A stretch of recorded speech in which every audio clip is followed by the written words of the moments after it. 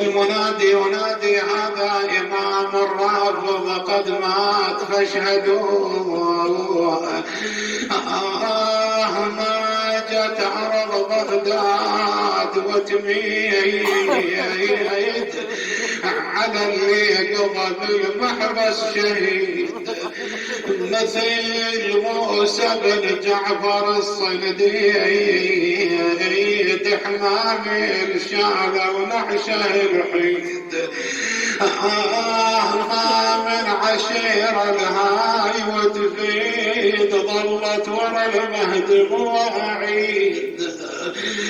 يقال أن سليمان عم الرشيد كان في قصره على نهر دجلة، شاف الجلبة هاي الهوسة، قال لأحد غلمانه اذهب شوف للخبر شنو، تحسس. يقول رجع الغلام، قال يقولون أن سجين مات في السجن. قال ويحك ما أكثر الذين يموتون في السجن، روح شوف لي حسبه نسبه. ما أسرع ما رجع الغلام، قال سيدي يقولون أن على الجسر موسى بن جعفر. قال ويحك موسى على الجسر. أقبل سليمان وغلمانه معه، قال خذوا الجنازة، إن عارضوكم مسقوا عليهم سوادهم.